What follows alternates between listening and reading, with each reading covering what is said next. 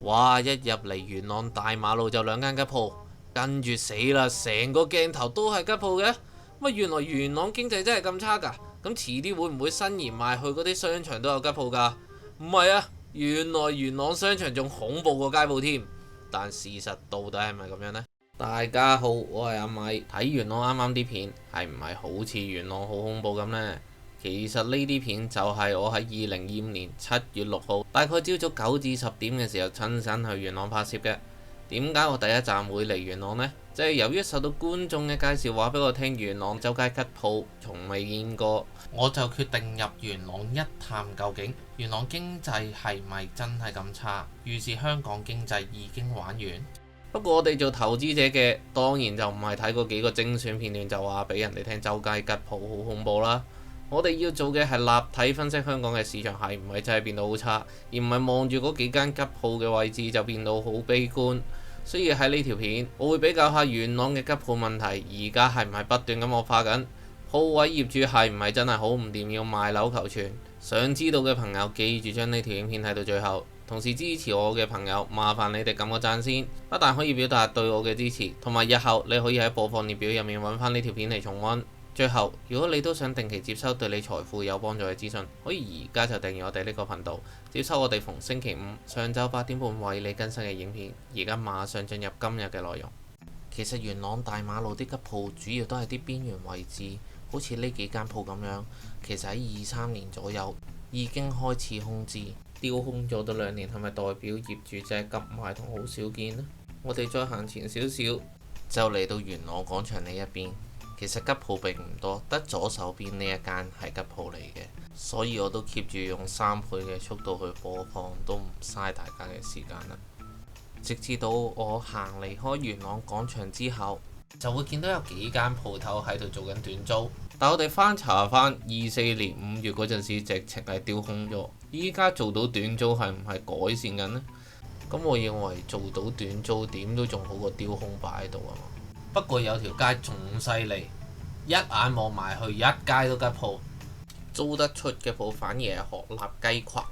不如我哋再睇下 Google Map 啦。綠色呢間鋪由23年開始已經丟空至今。咁我哋再行前少少睇下啡色呢間鋪，仲更加早喺22年4月嗰陣時已經揾到佢喺呢個位係丟空咗啦。香港嘅經濟由疫情到而家都冇好過，唔通呢啲人覺得呢啲位置較差嘅鋪頭由丟空變做租出，香港嘅經濟先叫做持平？不如我哋再行前啲睇啊！呢間又係23年開始都係丟空咗，個名都一樣。跟住我哋再行前啲睇，又見到幾間吉鋪，個情況都係一樣，由24年開始呢兩間鋪都開始丟空咗，個招牌都係一樣嘅。點解啲人覺得捱過咗高息環境，依家啲鋪位業主先搞唔掂呢？好啦，我哋而家睇完啲比較差嘅地方之後，係時候帶大家去睇下元朗嘅平行時空，就係 YOHO 商場啦。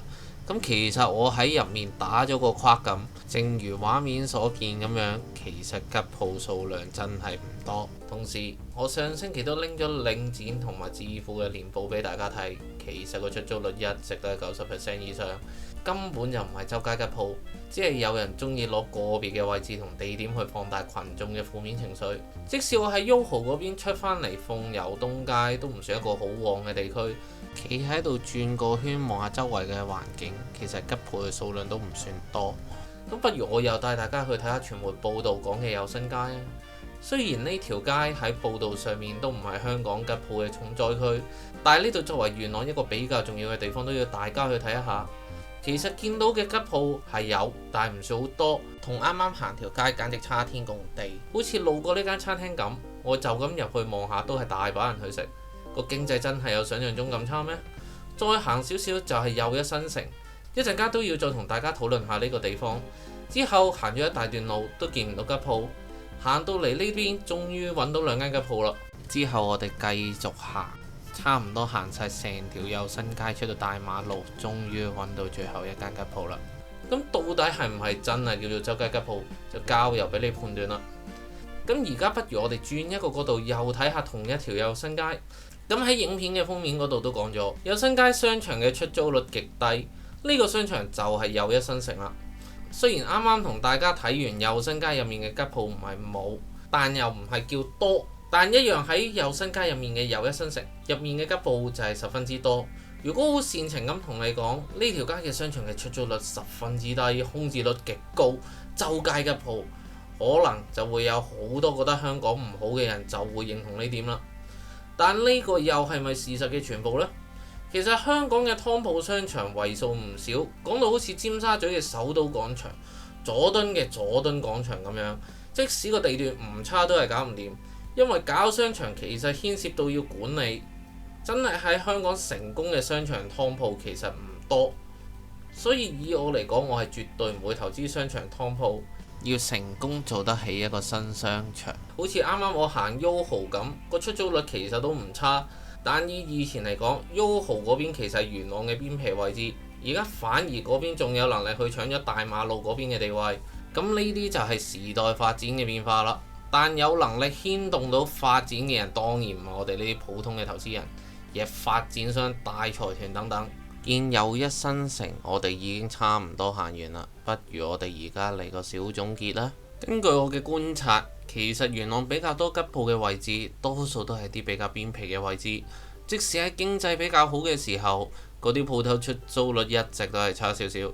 何況香港經濟喺19年之後經歷過幾年嘅疫情，再去到23、24年高息兼貴港元嘅環境，令香港人增加外遊，同時遊客減少。香港捱到今時今日都見唔到有明顯嘅惡化，但係而家已經係談論緊幾時減息，而唔係加息嘅時間，即係港元即將會走弱，成件事就已經會調轉。我哋係唔係仍然要盲目睇淡呢？而家只係見到啲丟空嘅鋪頭喺度繼續丟空，其實隔離嘅鋪頭繼續喺度都係捱得住。我哋好難咁去講香港嘅經濟喺度持續咁惡化緊。但係正所謂一鋪養三代，而家嘅鋪主都好可能係阿爺留低落嚟，早就呼飛咗。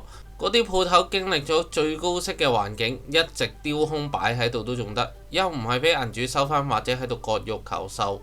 會唔會多數嘅鋪捱到今時今日利息都減緊嘅時候，先要賣咗自己層樓去救翻間鋪？但係點解由2023年到而家，嗰啲鋪頭都係丟空到而家？到而家先會俾人講鋪主要賣樓救鋪令樓價下跌，個原因會唔會只係2023年頭個樓價都未算跌得多？